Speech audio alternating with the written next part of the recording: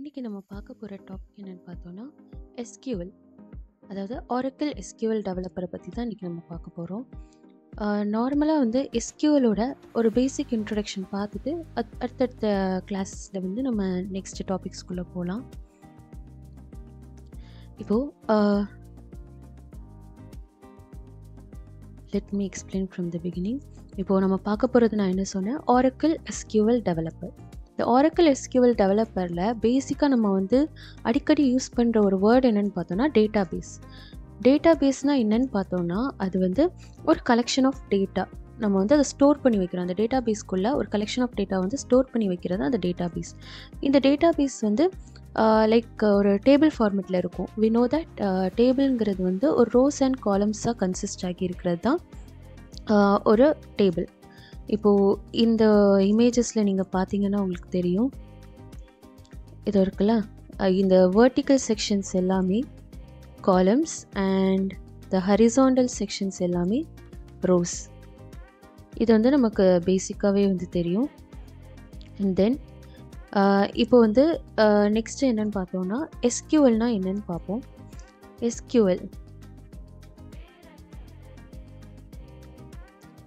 எஸ்கியூஎலோட full form என்னென்னு பார்த்தோன்னா structured Kuvari language.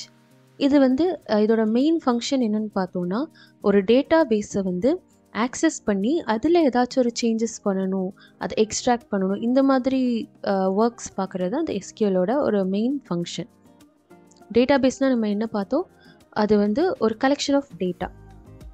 இந்த எஸ்கியூஎல்னால் என்ன பண்ண முடியும் நம்ம பார்த்தோன்னா, இந்த எஸ்கியூஎல் வச்சு ஒரு டேட்டா பேஸ்லேருந்து நம்ம குவரிஸை வந்து எக்ஸிக்யூட் பண்ண முடியும். லைக் ஒரு டேபிள் இருக்குன்னா அந்த டேபிளில் வந்து என்ன நமக்கு வந்து ஒரு டேட்டா வேணுமோ அதை இன்செர்ட் பண்ணிக்கலாம், இல்லை ஆல்ரெடி இருக்கிற ஒரு டேட்டாவை அப்டேட் பண்ணிக்கலாம், இல்லை ஒரு தேவையில்லாத ஒரு டேட்டாவை வந்து நம்ம டெலீட் பண்ணிக்கலாம், இல்லை நமக்கு வேணுங்கிற ஒரு டேட்டாவை ரிட்ரைவ் பண்ணி கூட எடுத்துக்கலாம். அதே மாதிரி இந்த எஸ்கியூஎல்னால் ஒரு டேட்டா பேஸை க்ரியேட் பண்ண முடியும், ஒரு டேபிளை க்ரியேட் பண்ண முடியும், அண்ட் ஒரு வியூஸையும் வந்து இதால் க்ரியேட் பண்ண முடியும். தென் இந்த எஸ்கியூஎல்லில் பார்த்தோன்னா ஒரு கான்செப்ட் இருக்குது, ஆர்டிபிஎம்எஸ்.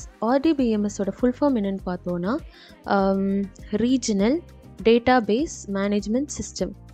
இந்த ரீஜனல் டேட்டாபேஸ் மேனேஜ்மெண்ட் சிஸ்டமில் வந்து என்ன இருக்குன்னா, இந்த இதில் இருக்கக்கூடிய டேட்டாஸ்லாம் எப்படி ஸ்டோர் ஆகி இருக்குன்னா ஒரு டேபிள் ஃபார்மெட்டில் வந்து ஸ்டோர் ஆகி இருக்கும். இப்போது இதுக்கு ஒரு எக்ஸாம்பிள் நம்ம பார்த்துடலாம்.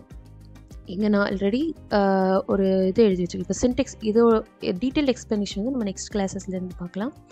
ஃபர்ஸ்ட் திங், ஒரு டேபிளை வந்து நம்ம எக்ஸ்ட்ராக்ட் பண்ணணும்னா நம்ம அதுக்கு என்ன பண்ணுவோம்னா, we have to start the query with select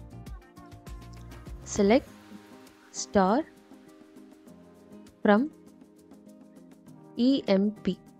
நான் வந்து என்னோட எம்ப்ளாயி டேபிள்லேருந்து எடுக்கிறேன். இதை ரன் பண்ணுறதுக்கு நமக்கு ஷார்ட்கட் கீ Ctrl+Enter. இதை ரன் பண்ணோன்னா நமக்கு வந்து இந்த டேபிள் வந்து கிடைக்கும். இந்த டேபிளில் பார்த்தோன்னா இந்த டேபிளில் நிறைய ஃபீல்ட்ஸ் இருக்குது. இந்த ஃபீல்ட்ஸ் என்னன்னு பார்த்தோன்னா employee ID, first name, last name, email, phone number, இது எல்லாமே வந்து இந்த ஃபீல்ட்ஸுங்கிற லிஸ்ட்டில் வந்து வந்துடும்.